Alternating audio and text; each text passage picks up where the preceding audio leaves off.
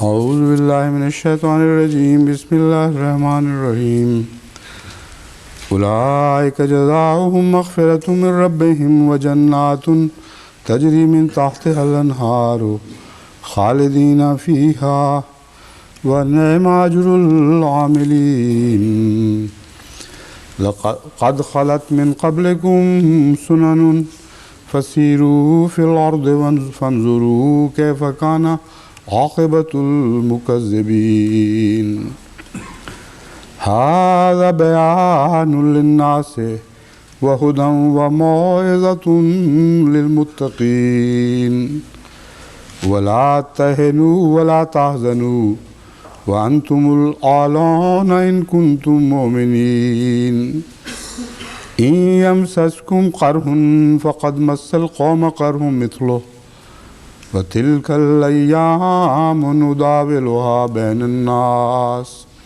وليعلم الله الذين آمنوا ويتخذ منكم شهداء والله لا يحب الظالمين.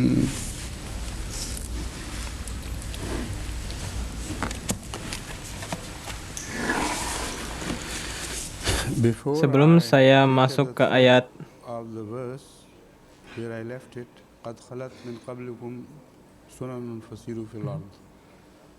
saya ingin jelaskan sesuatu yang saya jelaskan kemarin, bahwa saya tidak bisa memahami sepenuhnya mengenai penggunaan kata gufran dengan kata anak sapi, dan saya tidak bisa mengaitkannya dengan makna dasar gufran. Pagi tadi, sekretaris pribadi saya, Mirza Javid Sahib, mengatakan pada saya bahwa ada seseorang mengingatkan beliau bahwa tahun lalu ia telah mengambil subjek tersebut dan memaparkannya berkaitan dengan beberapa hadis Rasulullah SAW, sehingga kata gufran sebenarnya bisa dihubungkan dengan kata anak sapi, karena juga digunakan untuk menunjukkan kata benda dari kata anak sapi tersebut. Gufran memiliki makna tutupan secara menyeluruh. Tetapi jika seseorang sepenuhnya diampuni, seluruh dosanya benar-benar ditutupi, seperti seseorang yang tidak pernah terlihat. Dalam kaitannya ini, Hazrat Rasulullah SAW telah mengungkapkan hal ini seperti seseorang yang baru lahir. Siapapun yang dosanya telah sepenuhnya diampuni, yang secara sempurna telah ditutupi Allah Ta'ala, layaknya seorang anak yang baru lahir. Jadi kata anak sapi ini menyatakan kondisi di bawah gufran. Anak sapi itu begitu tidak berdosa dan tampak manis sekali. Sekarang saya ingin tahu kenapa Hazrat Rasulullah SAW menyebutkannya seperti anak yang baru lahir. Setelah merenungkan kata gufran, saya pun mengetahui hubungannya. Namun pertanyaannya, kenapa orang Arab menggunakan kata gufran hanya dengan anak sapi, bukan dengan anak hewan yang lain?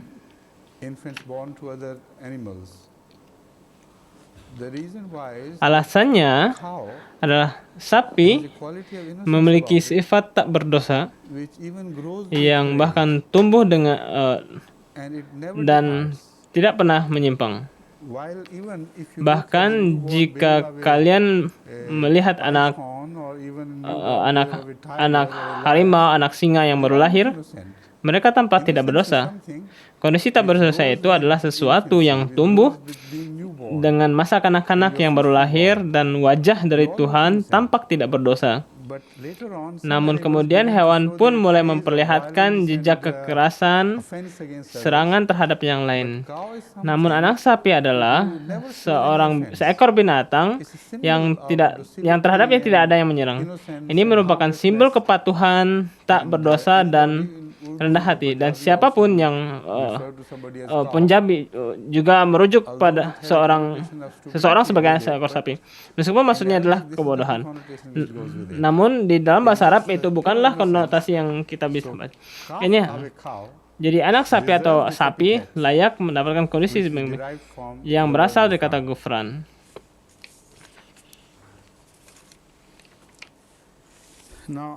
Sekarang saya akan bahas ayat 138.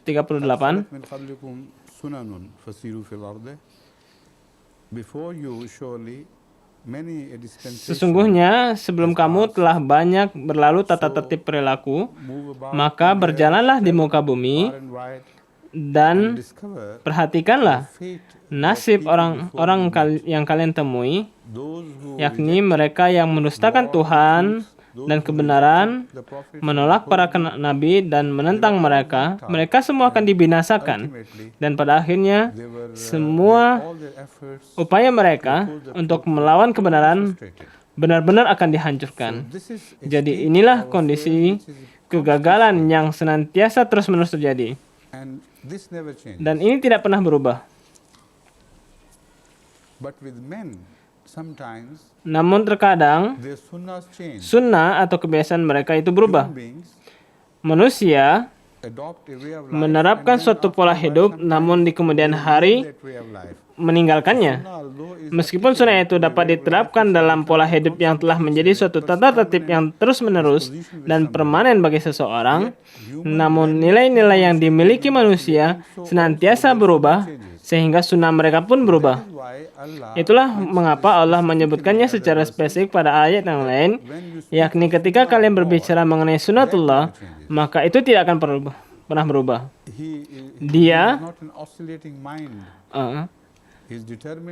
Dia menentukan apa yang dia tetapkan bagi dirinya, itu disebut seleksi. Dan seleksi tersebut yang kalian lihat, yang diperlihatkan oleh Allah Ta'ala dalam takdirnya merupakan suatu keputusan, tidak pernah berubah. Jadi disinilah kata sunan tidak hanya dapat dipakai hanya terhadap pola hidup manusia, namun juga bagaimana Tuhan merespon terhadap pola hidup kalian. Sunnah di sini memiliki penerapan yang luas. Dapat berlaku pada perilaku buruk orang-orang sebelum kalian. Akan tetapi, di sini sunnah juga berlaku bagaimana respon Tuhan terhadap orang-orang demikian. Jika tidak, subjek ini akan menjadi tidak sempurna dan ada sesuatu yang hilang. Jadi ini perlu termasuk dalam kata sunnah. Dalam hal ini, kita membaca dalam Al-Quran,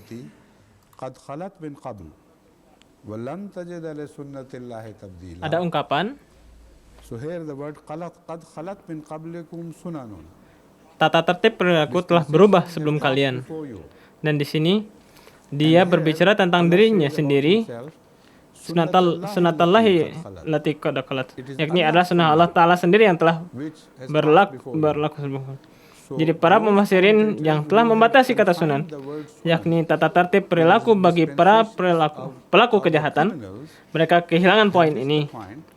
Ayat-ayat lain di dalam Al-Quran sepenuhnya mendukung pandangan saya bahwa sunnah di sini adalah cara Allah merespon terhadap perilaku buruk manusia dan tidak pernah berubah. Lalu ada ayat lain, surah Al-Fatah ayat 24. Lalu ada pula surah Al-Fatir ayat 44. Allah berfirman, Allah says, فَهَلْ يَنْظُرُونَ إِلَّا سُنَّةَ الْأَوَّلِينَ فَلَنْ تَجِدَ لِسُنَّةِ اللَّهِ تَبْدِيلًا وَلَنْ تَجِدَ لِسُنَّةِ اللَّهِ تَحْوِيلًا. Ini menunjukkan bagaimana dua sunnah itu bisa tercakup dalam satu kata sunnah. Jadi dalam ayat yang kita sedang bahas, kata sunanun mencakup pola hidup para penentang kebenaran dan juga mencakup bagaimana respon Allah Ta'ala terhadap hal itu. Hal ini bisa tampak pada ayat yang baru saja saya kutip. Apa yang sedang mereka tunggu? Kecuali tradisi dari orang-orang yang terdahulu.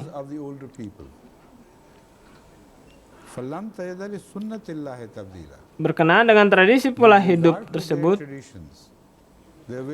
kalian tidak akan pernah dapati bahwa respon Allah Ta'ala itu berubah. Sunnahnya tetap dan benar-benar sama dari apa yang didapati pada orang-orang sebelum mereka dan juga pada setelahnya. Dan kalian tidak akan pernah mendapati sunnahnya itu berubah.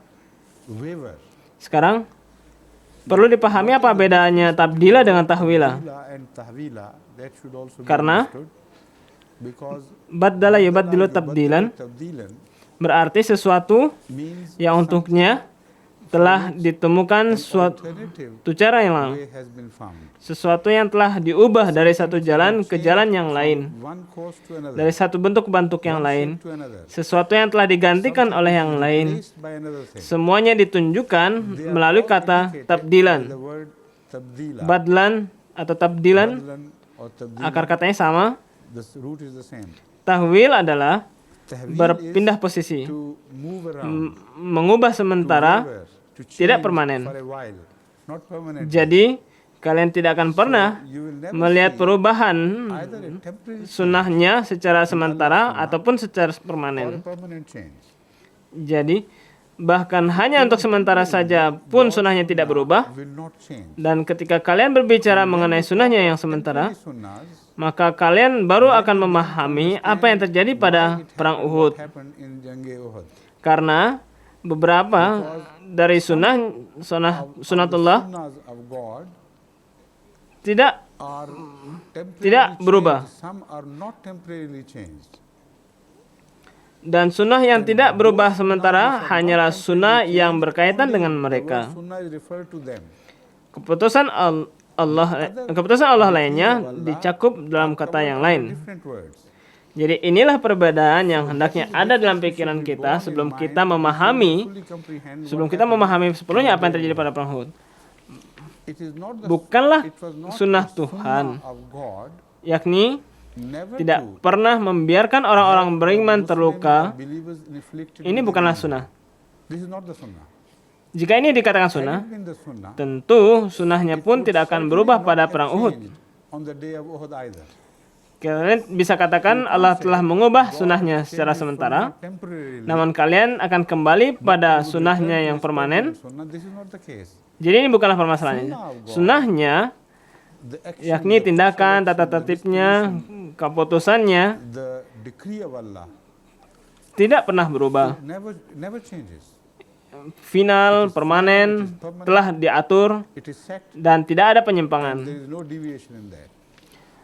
Contoh dari sunnah tersebut adalah seperti kataballahu la'aglibanna ana wa rusuli. Tuhan telah menjadikannya perintah dan kewajiban atas dirinya bahwa aku, kata Tuhan, dan aku dan seluruh rasul-rasulku akan selalu memperoleh kemenangan. Di sini kata galaba dapat dipakai terhadap hasil, bukan terhadap tindakan atau seluruh sejarah para nabi. Karena kemunduran kecil sementara merupakan saksi di masa hidup seluruh para nabi. Di sini galaba berarti hasil akhir. Lalu apa itu sunnah? Itu adalah hasil akhir. Bukan berarti bahwa tiada para nabi yang bisa terluka. Inilah subjek yang perlu dipahami sepenuhnya berkaitan dengan sunnahnya, sehingga apa yang terjadi selanjutnya menjadi jelas. Apa yang terjadi di masa lalu dapat dipahami. Poin ini lebih lanjut diklarifikasi.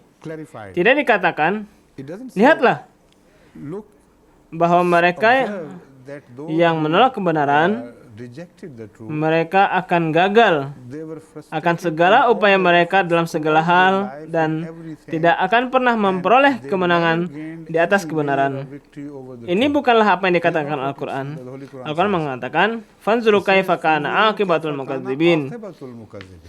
Poinnya adalah bahwa mereka that akan mendapatkan kemalangan ini dan segalanya adalah akhir always it was the end. yang akan menentukan nasib dan To decide their fate, permasalahan ini to decide this issue. menentukan nasib dan permasalahan yang sedang dibahas ini.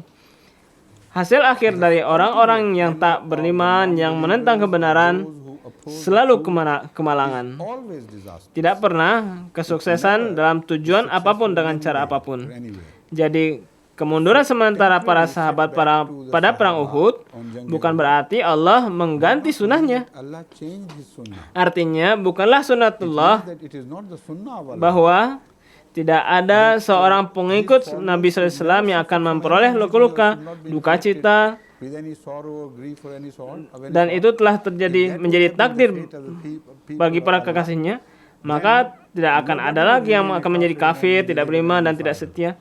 Karena mereka akan berkata bahwa inilah orang-orang yang tidak pernah merasakan luka-luka, kehilangan, kemunduran dalam hidup mereka, sehingga menjadi jelas bagi mereka bahwa kebenaran itu muncul seperti sinar matahari. like the sun rises. Semua orang bisa melihatnya, kecuali orang-orang yang buta. You can see the sun rise. Lalu, di mana letak cobaannya? Bagi orang-orang beriman, tak beriman, mereka cenderung Those who tend to memilih jalan yang salah. the wrong options. Jadi, kedua pilihan tersebut terbuka. Jika Allah telah memperlakukan orang-orang beriman seperti anak-anak yang spesial, Special children, anak-anak orang-orang yang sangat disenangi, yang tidak pernah merasakan luka-luka, kemalangan atau kekalahan, maka pilihan kedua akan hancur. the option will be destroyed. Maka tujuan hidup akan hancur dan tujuan dari hal-hal segalanya akan hancur. Things will be destroyed. Jadi, pahamilah hal ini dengan baik. Fully born in mind.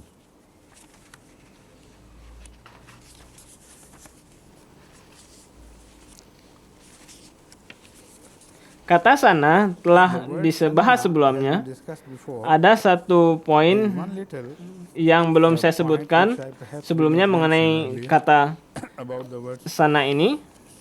sanna.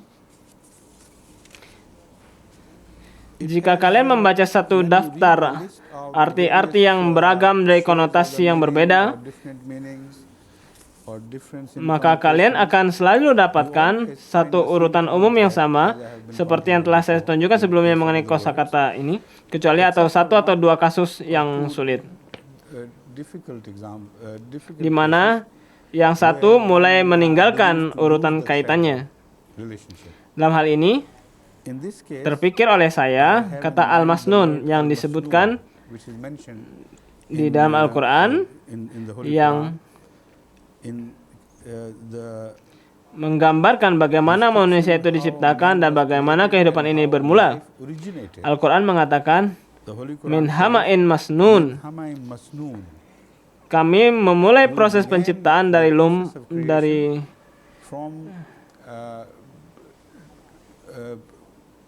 dari lumpur yang telah dibentuk, gone, which had rotted, yang which had telah menjadi buruk dan mulai membusuk had started dan rotting berbau. and stinking.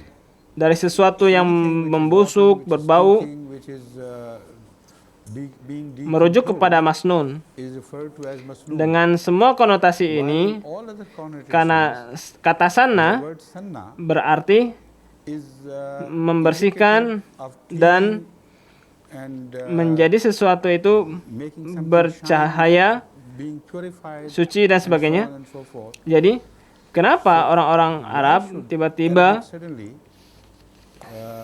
mengambil taken in most jalan yang tidak masuk akal dan course and menyimpang dari kebiasaan deviate from the set orang Arab, yakni semua kata tersebut berasal dari kata yang sama derivative akan memiliki makna aslinya. Namun di sini maknanya malah sebaliknya.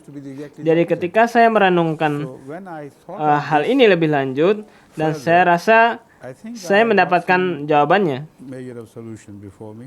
Kata sana juga berarti juga dapat digunakan untuk wanita yang bergerak pada satu arah. Makna membersihkan, kita telah bahas makna itu. Kata sana juga bisa diartikan mempertajam pedang kalian. Dari sana kita peroleh maknanya, yakni membersihkan dan memperbagus. Namun pada dasarnya adalah bagian jiwa yang diperlakukan demikian. Dan kata sunnah juga berasal dari makna sesuatu yang mengikuti cara yang sama secara berulang-ulang, pagi dan malam, siang dan malam. Jadi inilah makna kata sunnah atau sana. Makna ini bisa dipakai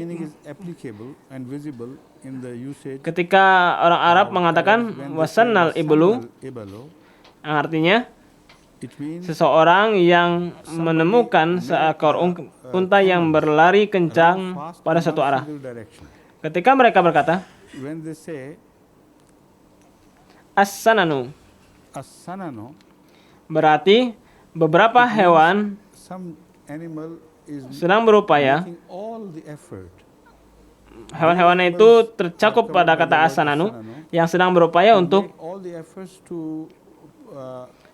mengikuti seekor hewan lainnya yang sedang bergerak satu arah. Berkaitan dengan arah dan pergerakan itu, keduanya tercakup dalam kata dari kata sanan. Kata dasarnya adalah sanan dan juga sunnatun atau sunanun. Sunnatan juga bentuk turunan dan sunatan bentuk turunan dan juga sanun. Jadi kita bahas ke permasalahan yang sulit yang telah saya sendiri tadi katakan. Kemudian sanain berarti dua sayap yang senantiasa bergerak ke satu arah. Gerakan dan arah, keduanya tercakup dalam kata sunnah.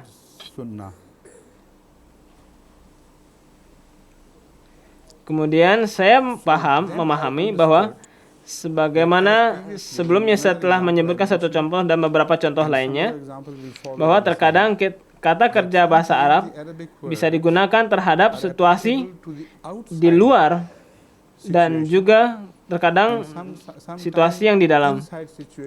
Jadi ia mencakup dunia luar dan dunia dalam. Jadi ketika sesuatu mulai bergerak, ia bisa bergerak berkaitan dengan sesuatu tempat yang ia sedang tempati, dan juga bisa bergerak dari kondisi keseimbangan kimiawi dan mulai berubah ke arah tertentu. Jadi ketika terjadi perubahan keseimbangan kimiawi, maka mulai adanya pergerakan di dalamnya. Dan kalian juga bisa memperhatikan pergerakan ini dalam perubahan kimiawi. Juga ada perubahan fisik yang terlihat dalam hal ini. Dan ketika ada suatu arah tertentu pada perubahan kimia, maka itu tidak terjadi secara kebetulan. Jika kalian ingin menciptakan sesuatu yang baru dari sesuatu yang lain, maka ini bisa disebut sebagai sunnah dari bahan kimia. Jadi karena Tuhan berbicara mengenai awal mula kehidupan, dikatakan bahwa ketika kehidupan dimulai dari sesuatu yang membusuk, maka ini bukanlah proses yang terjadi secara kebetulan. Ini adalah masnun dalam hal bahwa terjadi pergerakan di dalamnya dan berubah menjadi yang lain. Dan sesuatu yang lain bergerak menuju arah yang positif di hadapannya. Dan fase ini menjadi semakin dalam membahas Al-Quran, kalian akan dapati wahyu-wahyu yang sangat mengagumkan, yang jika kalian hanya menggunakannya seperti anak-anak, kalian kalian akan kehilangan maknanya. Sekarang kalian harus mempelajari Al-Quran seperti seorang ilmuwan. Kalian harus tahu dan meyakini bahwa Tuhan yang sama yang telah menciptakan Al-Quran dan telah menciptakan alam semesta. Jika kalian hanya berlalu begitu saja, tanpa ada keinginan untuk mengetahui apa yang dibaliknya, maka kalian akan sama saja jahil seperti orang-orang terdahulu. Namun jika kalian merenungkan maknanya dan menarik nafas dan berkonsentrasi terhadap hal ini, kalian pasti memiliki keyakinan kepada Tuhan yang telah menciptakan dengan suatu hikmah. Sehingga jika kalian mau semakin merenungkannya, semakin dalam kalian merasakannya, tidak akan pernah berakhir. Inilah persis apa yang terjadi pada Al-Quran, dan bagaimana Al-Quran memiliki gambaran yang sempurna dari alam semesta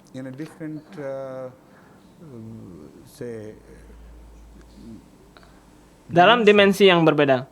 Ini adalah dimensi rohani di mana alam semesta diciptakan. Dan alam semesta yang lainnya yang kita amati dan menjadi objek studi para ilmuwan merupakan alam duniawi yang merupakan alam semesta materi.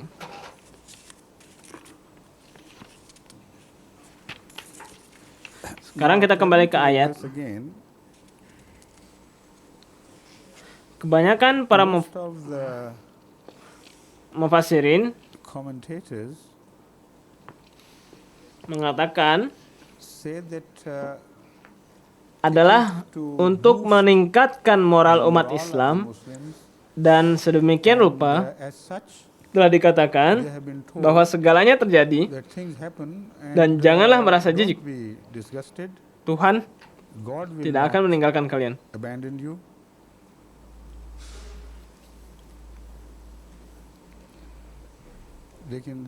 Saya sedang mencari poin yang lainnya. Tunggu sebentar.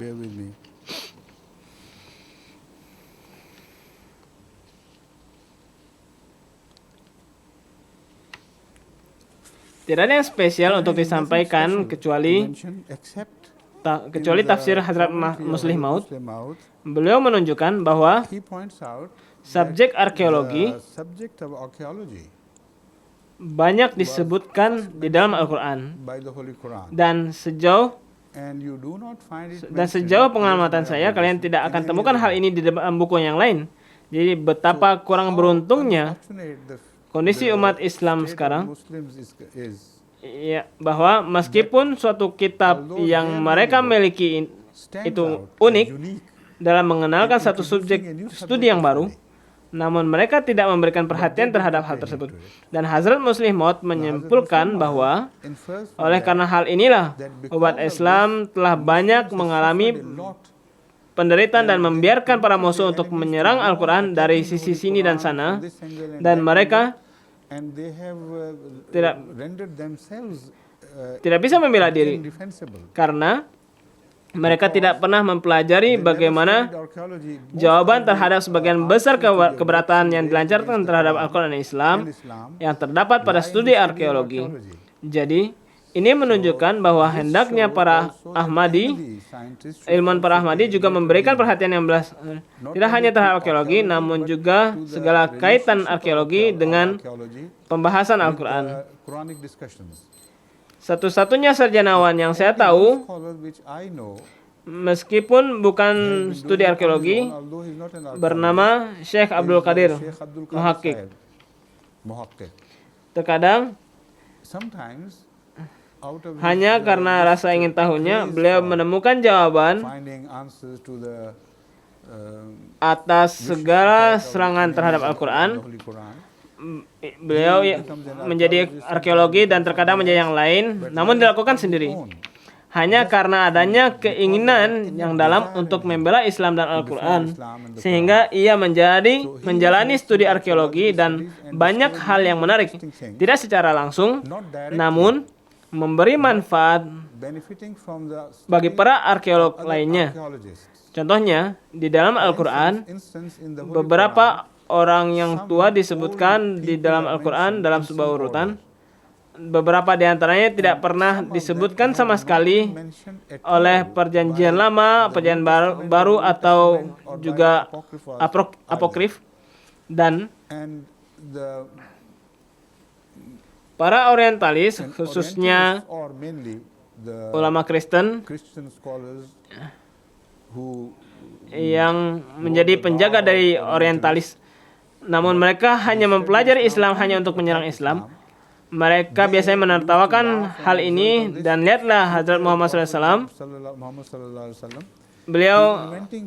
Oleh beliau sendiri, sejarah tidak pernah mengatakan hal seperti ini, dan orang-orang yang lebih juga dirubah oleh beliau.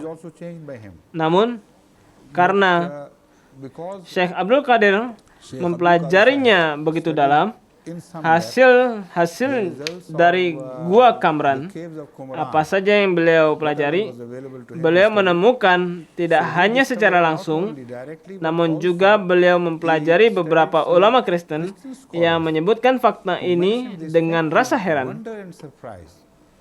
Mereka mengatakan dengan perasaan terkejut dan berkata bahwa mereka sangat tercengang melihat hal ini, bahwa Al-Quran yang tampak salah bagi kami telah terbukti benar, dan hanya satu-satunya kitab yang terbukti benar. Bagaimana Muhammad mengetahui hal ini?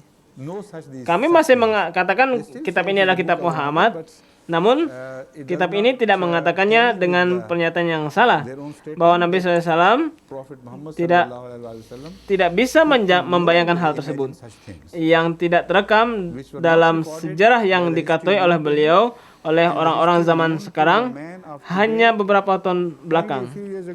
Ketika studi tentang Qumran dilakukan, dan masih sedang dilakukan karena proses ini panjang dan belum selesai, tidak disegera diterbitkan antara penemuan gulungan tersebut dengan wahyu tentang Perang Dunia Kedua. Permasalahannya adalah juga bahwa gulungan Qumran itu telah dimonopoli oleh sebuah tim, dan mereka tidak memberikan akses bagi ilmuwan lain untuk mempelajarinya. Jadi wahyu-wahyu tersebut menjadi lambat untuk diketahui dan jadi sangat tercerai-berai. Namun Syekh Sahib telah mengejar dimanapun beliau bertemu dengan ilmuwan yang sedang bekerja dalam hal ini, beliau melakukannya hanya untuk membela Islam, membela Al-Quran. Dan terdapat pesan bagi para Ahmadi, janganlah mempelajari arkeologi hanya demi arkeologi itu sendiri. Al-Quran mengatakan, pelajarilah arkeologi untuk menemukan keimanan orang-orang yang menyimpang dan melawan kebenaran. Jadi inilah studi baru yang terbuka bagi para ilmuwan Ahmadi yang belum mengambil satu studi apapun.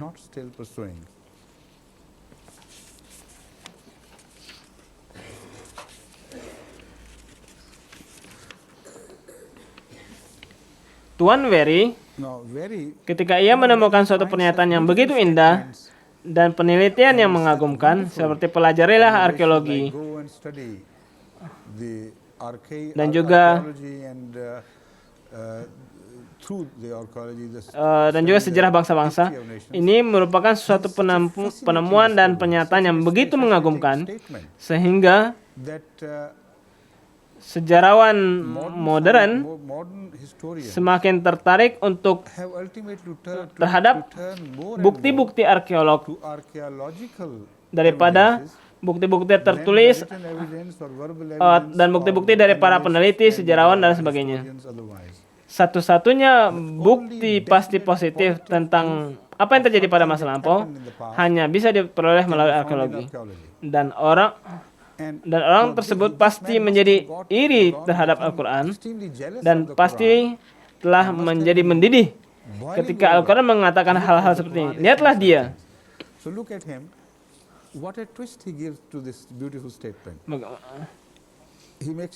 Ia menulis suatu pernyataan untuk membalas efek dari hal ini. Katanya tidak ada seorang nabi yang benar pernah menampilkan kegelisahan Muhammad untuk menegakkan pendakwaan kenabiannya.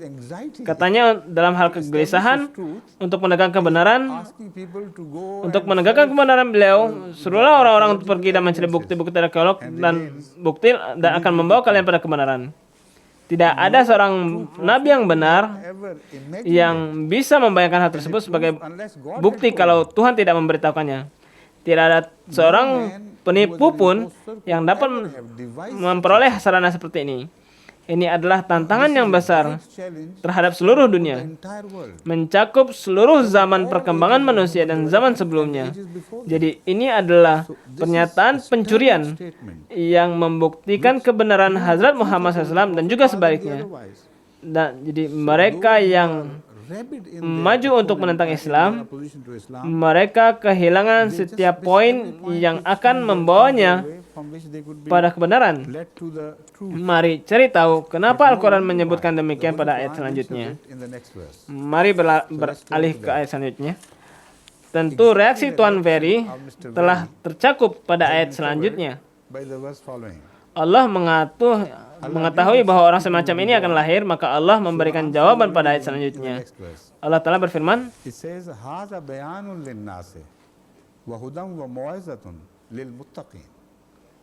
bayan artinya pernyataan, dan kata bayan berasal dari kata bana yabinu yang berarti untuk mengklarifikasi sesuatu, untuk membedakan yang benar dan yang salah. Jadi tidak hanya pernyataan tersebut membingungkan, kebanyakan bayan bagi orang-orang adalah lebih membingungkan alih-alih mengklarifikasi. Namun dalam hal ini bayanun berarti sesuatu yang membedakan yang benar dan yang salah, dan yang memisahkan yang buruk dan baik. Hadza bayanul linnasi. Ini adalah bagi umat manusia sebagai sumber untuk menemukan dan mencapai kebenaran. Wahudan dan guidance dan petunjuk. Wa mau'izatun dan peringatan. Lil muttaqin, hanya bagi mereka yang memiliki kebenaran di dalamnya. Kata muttaqin, Hadrat Muslih Maud juga telah menyebutkan, dan saya pun telah mengklarifikasi hal ini dalam ceramah-ceramah saya. Kata muttaqin tidak selalu berarti seseorang yang takut pada Allah. Bahkan dapat menjadi muttaqi sesuai penerapan definisi awal muttaqi yang pantas bagi mereka. Muttaqi berarti ketika kalian melihat suatu jebakan, maka ia tidak terjerumus ke dalamnya. Muttaqi adalah orang yang ini adalah definisi yang sederhana. Jadi Al-Quran mengatakan, jika kalian tidak memiliki kualitas kebenaran batin di dalam diri kalian, kalian tidak begitu saja bisa diarahkan. Seseorang bisa dikatakan pada kalian, lihatlah gambar itu. Namun kalian mendapati kalian harus ke tempat yang salah dan masuk ke dalam jebakan. Lalu bagaimana kalian bisa diarahkan? Jadi Tuan Ferry adalah salah seorang yang telah disebutkan dalam ayat tersebut. Dan ini persis merupakan respon langsung terhadap keberatan pada ayat sebelumnya, yang mana Al-Quran telah sebutkan dan mengatakan, orang-orang seperti ini tidak akan pernah memperoleh petunjuk. Kalian harus memiliki kebenaran batin dan ketika kalian melihat suatu kecantikan dan langsung menyukainya, jangan kalian menutup mata terhadap cahaya. Dan pernyataan tersebut dianggap sebagai salah satu pernyataan yang mengagumkan, paling mengagumkan yang pernah ada di dalam suatu kitab suci. Dan saya tidak melihat yang seperti ini di dalam kitab suci yang lain. Lagi pula, bagaimana bisa Rasulullah SAW pernah bermimpi untuk meyakinkan para penentang yang menertawakan kemunduran sementara dan berbicara dengan cara yang menyakiti hati orang mukmin, bisa terpuaskan dengan jawaban ini. Ini bukanlah jawaban langsung yang dapat memuaskan kalian. Ini bukanlah jawaban seperti 2 tambah 2 jadi 4. Ini adalah jawaban yang membutuhkan kecintaan yang mendalam terhadap studi ilmu ini. Jadi, ini adalah jawaban yang disampaikan kepada seseorang yang benar-benar tidak memiliki pendidikan. Apa yang dia baca? Kalian meremehkan seorang anak bodoh yang tidak tahu dan tidak paham. Namun, apa yang ia bicarakan ialah mengenai kemakmuran bagi dunia secara luas, serta memperingati mereka bahwa akan datang masa ketika kebenaranku sepenuhnya terlahir yang akan terlihat bukan pada orang-orang ini, melainkan pada anak cucunya. Jadi hubungan ayat ini adalah seperti suatu jembatan antara masa lampau dan masa akan datang. Jadi pada ayat ini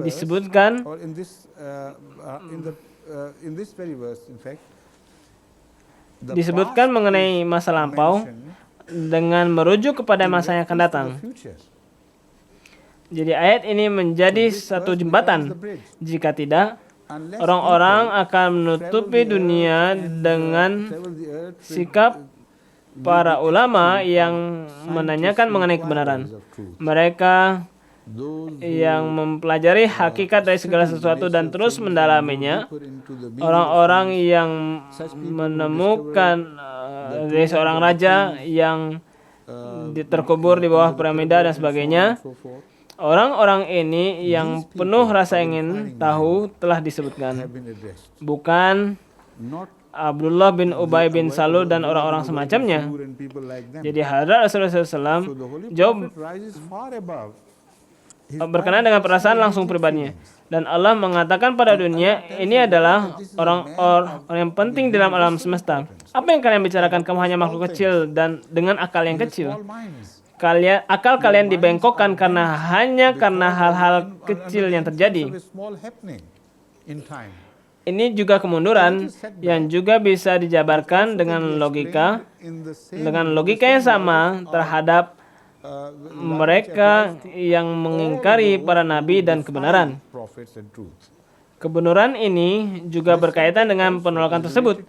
Meskipun ini tidak begitu disadari dan mencolok, namun ini diikuti oleh pertentangan terhadap perintah Hadrat Rasulullah SAW. Jadi alih-alih memahami hal ini, sebab dan akibatnya, kalian malah mengolok-olok Hadrat Rasulullah SAW, mengejek umat Islam, menertawakan mereka dan membuat lelucon dari hal tersebut. Lihatlah kemunduran mereka jika ia adalah seorang nabi yang benar. Bagaimana bisa kemunduran seperti itu terjadi pada mereka? Maka jawabannya adalah yang pertama, Sunnatullah tidak pernah berubah. Dan sunnah ini tidak berkaitan terhadap kejadian sementara manusia di dalam kehidupan manusia. Sunnah ini berkaitan dengan hasil akhir. Dan sunnah itu tidak pernah berubah. Orang-orang yang benar selalu berakhir dengan kemenangan. Dan orang-orang yang menolak kebenaran selalu berakhir dengan kemalangan. Dan pada akhirnya akan dibinasakan. Inilah sesuatu yang tidak pernah kalian dapati adanya perubahan, baik sementara atau permanen. Inilah pendakwaannya. Lalu apa buktinya? Pergilah, pelajarilah. Carilah bukti dari sumber-sumber demikian yang tidak pernah berkata bohong. Studi sejarah tidak disebutkan di sini karena sejarah disusun atas begitu banyak hal yang tidak dipercaya. Jika kalian mempelajari sejarah para pahlawan, kalian dan orang-orang sebelum kalian akan heran menemukan bahwa sistem kalender hanya dibuat oleh hampir seluruh beberapa ratus tahun yang lalu. Lalu bagaimana seseorang bisa begitu yakin tahun berapa hal ini dan hal itu terjadi? Kepastian hanya akan datang melalui bukti-bukti arkeologis. Arkeologi mendukung suatu pendakwaan, dan ketika itu terjadi, ketika kalian menemukan sesuatu yang jauh di dalam perut bumi, beberapa bukti yang menunjukkan suatu periode, barulah kalian bisa yakin. Seorang sejarawan mengetahui dan menyadari lebih mengenai suatu lorong waktu dan sejarah lainnya. Kami tidak tahu dan kami tidak yakin. Namun ketika bukti arkeologi, maka ini pasti dan kalian harus percaya. Dan ini persis apa yang disampaikan Al-Quran.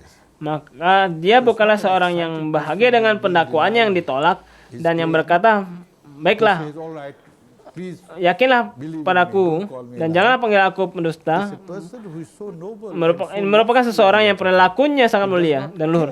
Dia tidak menghiraukan terhadap kritik sementara yang kecil dan tidak berarti.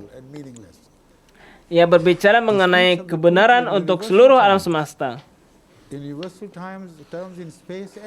Inilah nubuatan yang telah disampaikan Hazrat Rasulullah SAW di dalam Al-Quran, dan orang-orang yang rendah seperti Tuan Ferry dan beberapa lainnya terus bersikap menjengkelkan. Hendaknya kita terus maju dan tidak memasukkan hal ini ke dalam hati. Namun tetap sibuk dalam pembelaan mulia kita, pembelaan yang telah disampaikan Al-Quran, yang telah diajarkan Al-Quran. Namun kita harus tetap membela, tidak hanya berpangku tangan saja. Ketika Islam sedang dikritik, maka Allah akan membimbing kalian untuk membantu membela diri kalian. Jadi para Ahmadiyah harus membela, namun jangan terlalu bersemangat. Inilah pesannya. Dan sekarang saatnya tanya jawab sekitar jam 1. Saya selesaikan daras ini setiap hari Minggu, dan kalian dipersilakan menanyakan apapun yang kalian inginkan.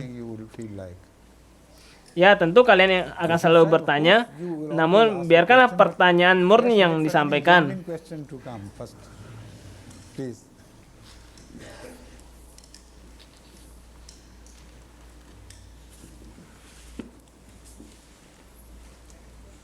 Pertanyaan berkenaan daras kemarin dan hari ini, atau yang berkaitan dengan ayat yang kita sedang bahas, maka itulah yang diprioritaskan. Jika kalian memiliki pertanyaan mengenai ayat-ayat lain atau daras yang lain, maka itu akan nanti dibahas. Pertama prioritas dulu. Silakan Dr. Zafar Sahib. Waalaikumsalam. Tolong pakai mikrofonnya.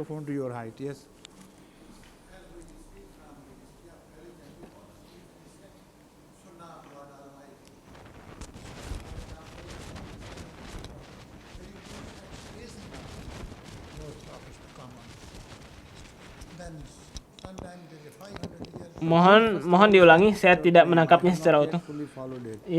Seorang penanya mengatakan, saya hanya ingin tahu apakah ada sunatullah dalam mengutus para nabi. Terkadang ada jarak 1000 tahun, 500 tahun dan diantaranya.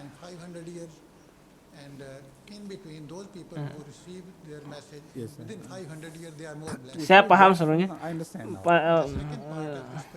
Untuk turun melihat kondisi, tidak ada aturan dari Allah Ta'ala. Terkadang hujan selama beberapa bulan, dan pada tahun selanjutnya beberapa bulan yang berbeda. Begitu pula kondisi ini yang kita lihat di dunia ini, sangat bervariasi dunia ini. Huzur mengatakan, apakah Anda pernah membaca kalau ini adalah sunatullah, bahwa dia tidak pernah mengubah musim? Tidak. Tapi kita melihat beragam variasi. Huzur mengatakan, Anda belum memahami secara penuh mengenai sunnah yang telah saya coba jelaskan.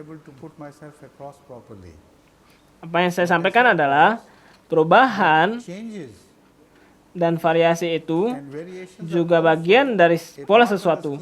Namun pola dari sesuatu itu tidak pernah termasuk sunnatullah. Sunnah hanya dipakai pada bagian-bagian dari suatu pola yang tidak pernah berubah. Jadi kata sunnah bukan berarti Tuhan tidak pernah membuat variasi, berubah dalam sikapnya atau ciptaannya, tidak ada variasi, perbedaan, perubahan. Ini bukan sama sekali arti dari sunnah. Itulah saya jelaskan. Apa yang saya coba sampaikan pada kalian, variasi Al-Quran mengatakan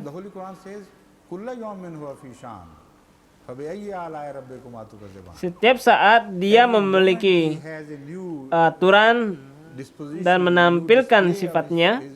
Lalu nikmat Allah yang mana lagi yang dapat kalian ingkari? Inilah poin yang saya coba sampaikan, bahwa sunnah bukan berarti bahwa pola-pola Allah Ta'ala tidak ada perubahan, tidak ada variasi dalam hal itu. Apa yang saya telah sampaikan berkenaan dengan ayat ini adalah bahwa Al-Quran berkaitan dengan beberapa perbuatan Allah Ta'ala menyebutnya sebagai sunnah.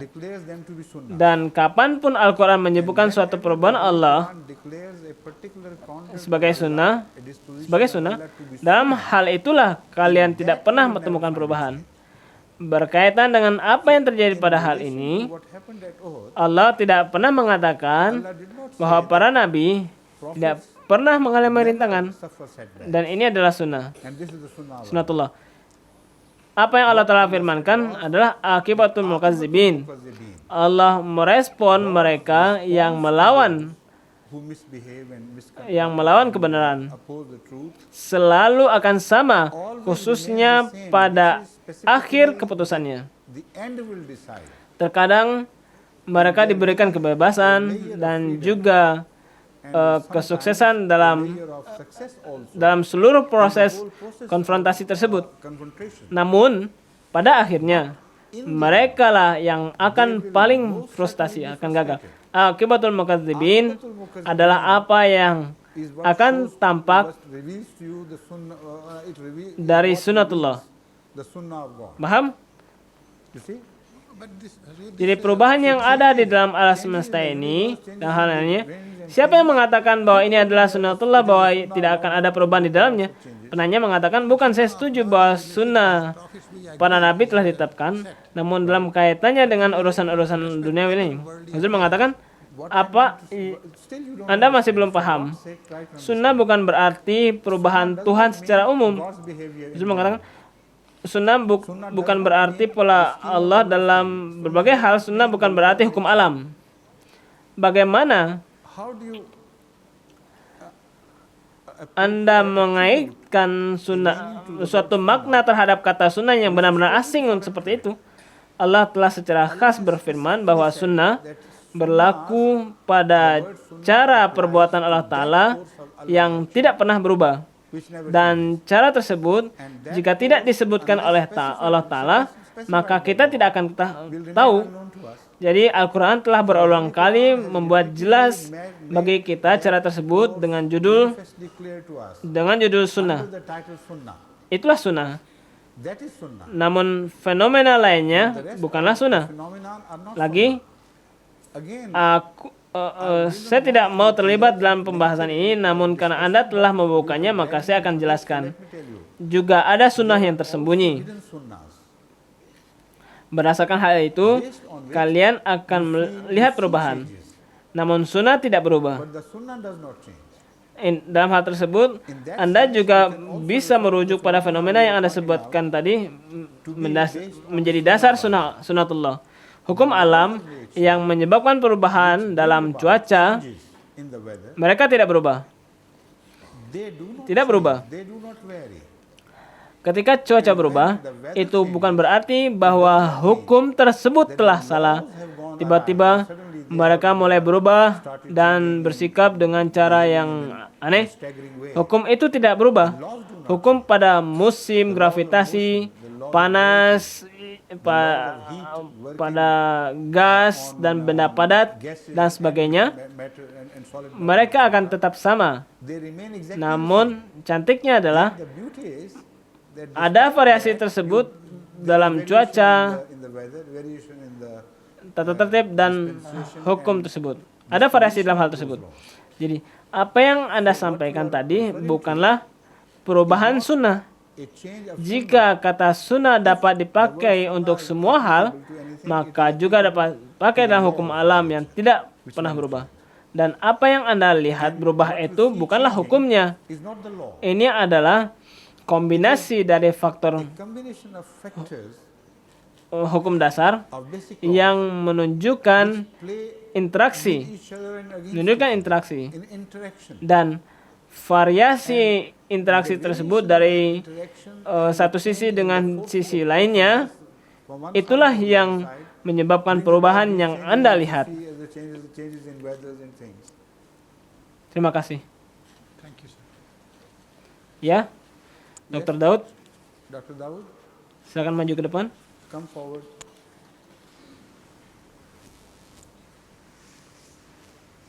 Anda ingin membaca Al-Quran lalu meninggalkan Al-Quran di belakang. Kenapa? Anda ingat? Oke, baiklah. Remember that. Okay. Pertanyaannya adalah,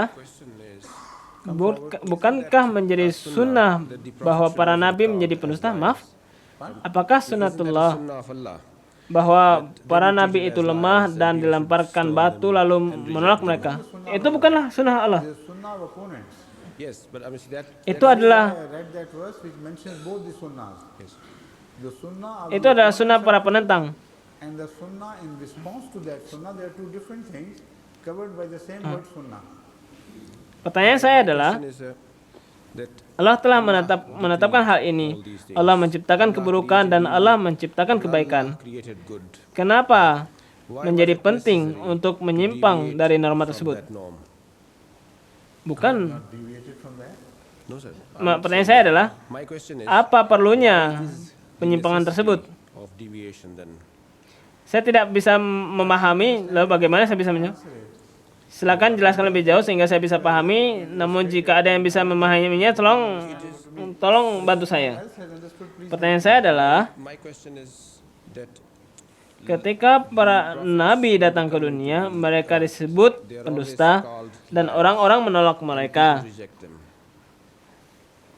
Kecuali bagi mereka yang telah menerima sejak awal. Ada yang beriman dan ada yang tidak beriman. Some those who do not believe. Kenapa ini menjadi Not decree. karena memberikan dua pilihan, benar atau salah.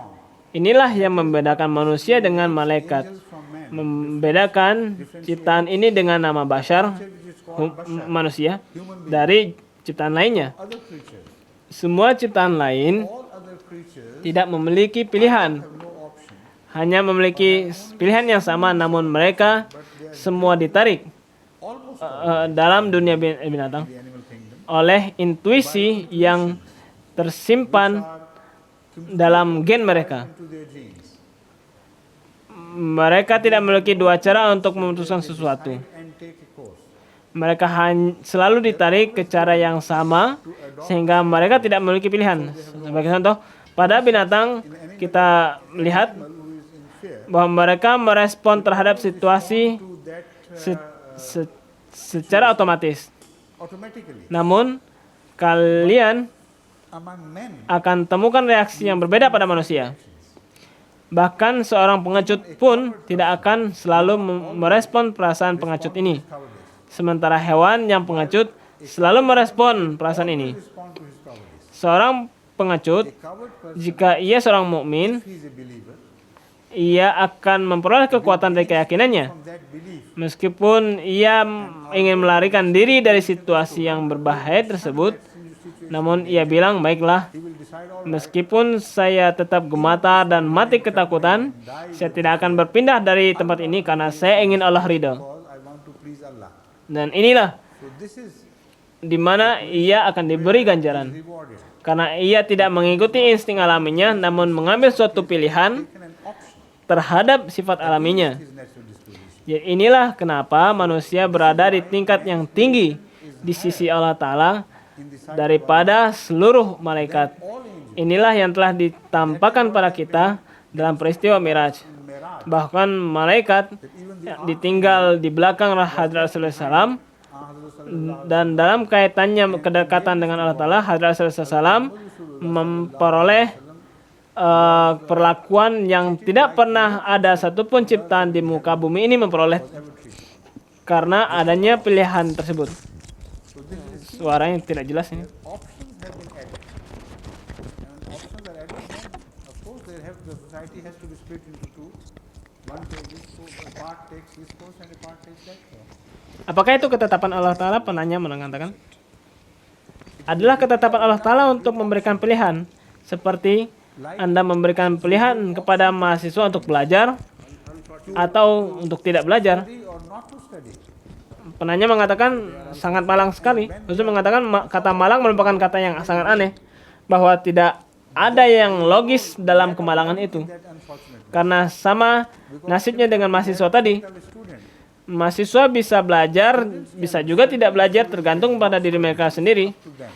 Namun ketika ujian, maka terjadi penghisaban. Lalu Anda mengatakan, oh malangnya si mahasiswa ini karena ia tidak lulus. Iya, betul malang secara umum. Namun kemalangan itu sendiri, mereka sendiri yang buat. Atau mereka tidak buat. Maka ada tanggung jawab terhadap orang tersebut. Dan dengan demikian kita membagi tanggung jawab atas ganjaran dan hukuman. Terima kasih. Silakan.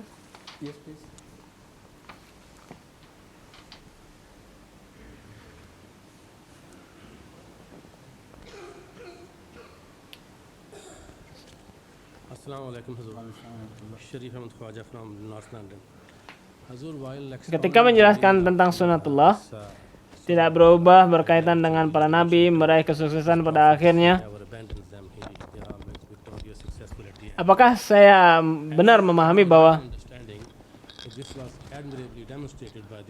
ketika umat Islam mengalami kemunduran sementara, strategi militer modern akan berkata bahwa dalam situasi tersebut para pasukan harus mundur, berkumpul kembali dan kembali menyerang.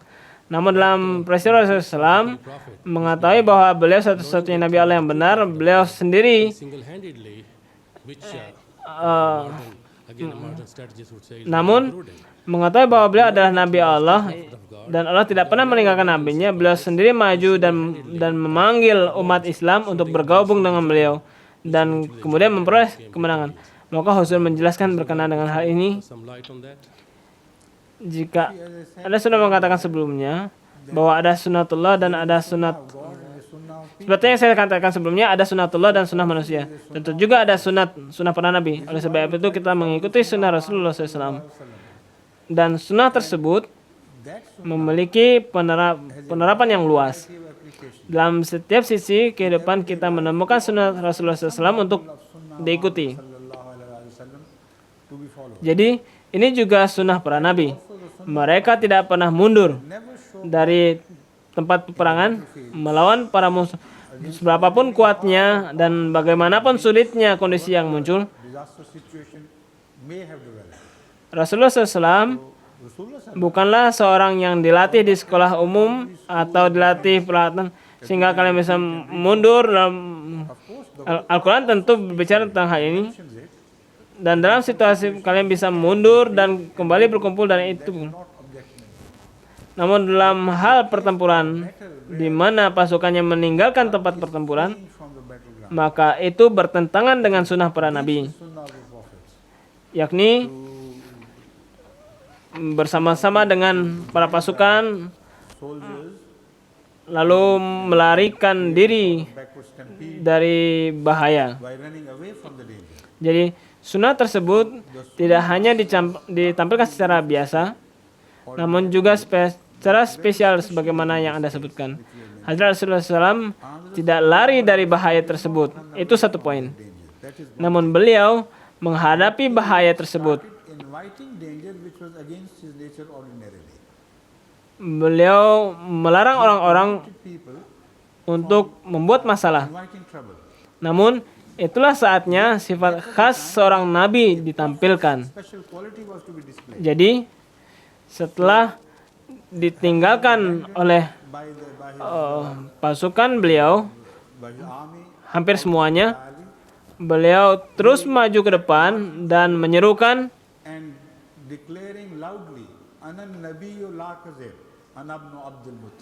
aku adalah Nabi Allah Ta'ala yang tidak pernah berkata bohong, dan aku adalah anak Abdul Muttalib.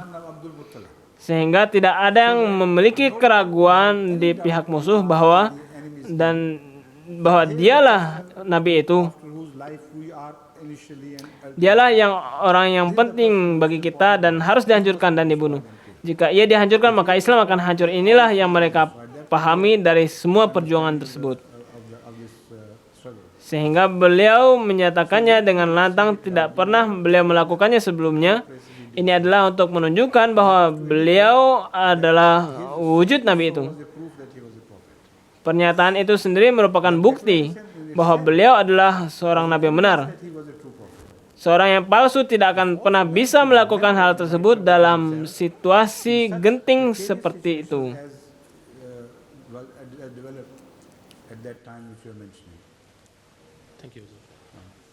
Rashid Sahib, that is going to be the last question. We are already running short of time now.